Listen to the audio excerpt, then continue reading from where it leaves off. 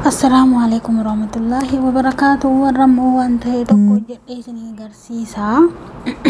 Haala jedhamu haala abbaa isaa godhumee haala kana hojjennee isinitti agarsiisna. Yeroo baay'ee na waraaban jedha garuu yeroo man dhabe malee har'a akkuma carraa namni ijoolleen ishee dhufanii fudhatanii galuu barbaadanii nuuf gootu malee jedhanii waan mana iyyuu hin jiru ture.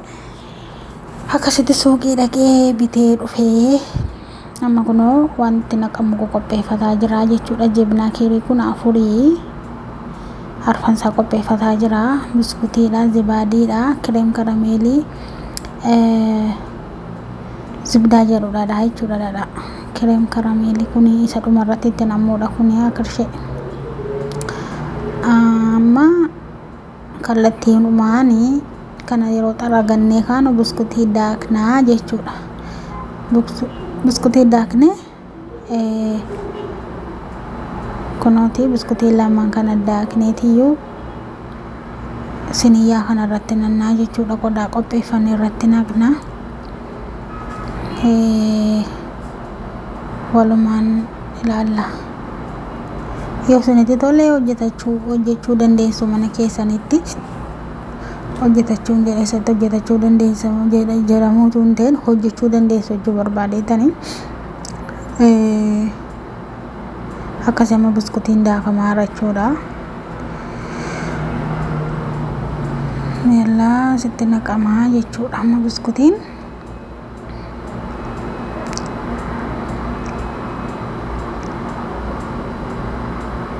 achi booda immoo zibdaa kana ho'isna jechuudha. Bisheessinaa yaa'uu qabaa jechuudha. Bishaachuu qaba danfee tak yeroo akkanatti bisheessanii zibdaa isa jedhanidha. Dhadhaadha jechuudha. Akkanni manni wal nyaatee sagalee isaa rabbasheenaan irraa gadi qabee achi biskutii sila daakametti naqamaa jechuudha. Biskutii sila daannee asirra jirutti naqnee walitti sukkumna jedhama miti reenoo waan kana sukkumna nagaruu nuti sukkumna waan biraa faallu qoda biraa ta'uu danda'an beekne walitti makna jechuudha. Walitti makneetiyyuu ni qaama akkasittiin walitti maknee isa booda ka gadi qaqqabna jechuudha. Waliin maknee jechuudha. Waliin maal jedhama sukkumneedhuma isa booda wal qixxeessinee xarafii isaarra wal qixxeessinee kanattiin akka inni yerootti nan'uu hin facaanetti jechuudha. Kan faca'ee daakunsaa walii gadi hin taanetti qopheeffannaa jechuudha. Amma kun qophaa'eera. Achi immoo zibaadii itti nanna. Zibaadii tokko kun tokko lamatti nanna. Zibaadii lamatti nanna. Kun zibaadii ammas kan biraadha jechuudha. Lammaffaadha. Isa booda hundaa walitti maknee dura biskutii sana qopheeffachuu qabnaa jechuudha. Isa booda daakuudha. Kun immoo daakuu aannanii jechuudha. Milk powder itti naqnaa jechuudha.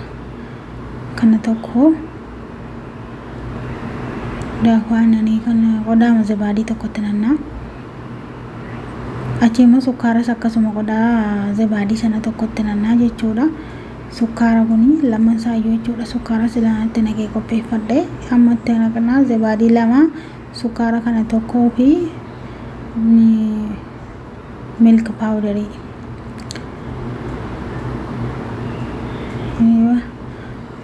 Kaasuma burcuqqoo tokko jedhama garuu dhugaa rabbii haala kana yeroo baay'ee akkanuma jedhu naan jedhu baay'ee jaallatu jechuudha. Kasigaa keessaa gaditti nannaqaa jirra. Ani yeroo waa hojjedhu akka jaraa waa gagannaquu kanan jaalladhu. Dhugaa rabbii nama gaafata. Kun immoo jibnaa kiiriidha. Isaanii waa keessatti hambisanii gaggannaqu qodaa keessatti. Jibnaa kiirii 4tti nannaa jechuudha. Yoo siniyyaan wanti isin irratti hojjettan sun guddaadha ta'ee zibaadii tokkoonis jibna kiirii 2 gootanii qaqannastanii hojjechuun isin danda'aman garuu siniyyichi guddaa waanta ta'eef zibaadii 2tti godhee jechuudha. Yeroon xiqqeessu immoo tokko tokkoon hin hojjedha. Jibna kiirii 2 godhe amma 4 itti naqe. 4 miti. Haliib Nestilee jedhama kuni. Nestilee xiqqoo ishee irratti naqa jechuudha. Garuu yeroon TikTok jala arge hin qabu ture. Waamanni kunis xaamii tolcha malee waan balleessu hin qabu. Kanaaf natti tolee matti dabala kuma kiyyaa jechuudha. Amma walitti daaknaa jechuudha. Walitti daaknee bareedina walitti daakuu qabna. Walitti nyaachuu qaba.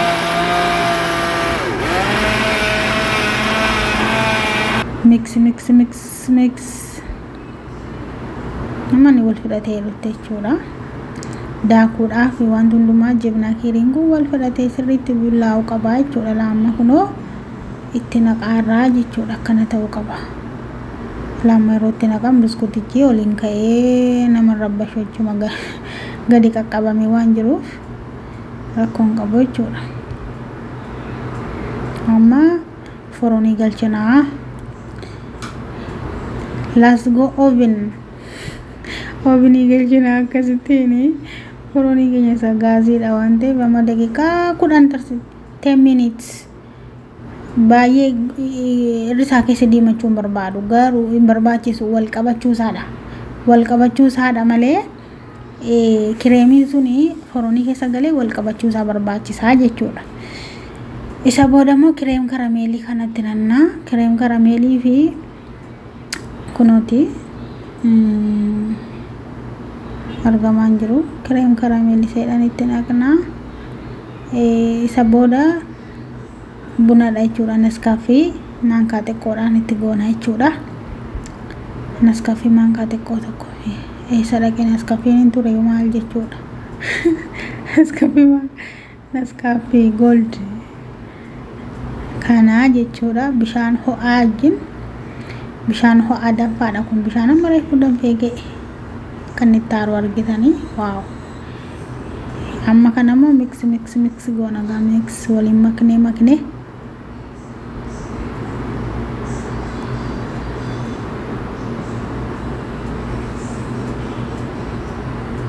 Kun kana lamman jechuudha. Kireem karameel fi naskaaffii walitti maknee jechuudha.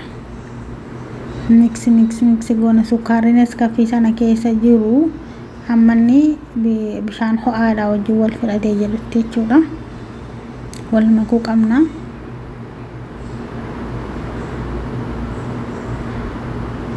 Mix goone. Guba baay'ee guba. Dhugaa rabbi ol fuudhuu dadhabee baay'ee guba. Sun hin guba kun hin guba lafee qaban hin jiru. Yalla heeyyuu waan ittiin qaban fidadhaa.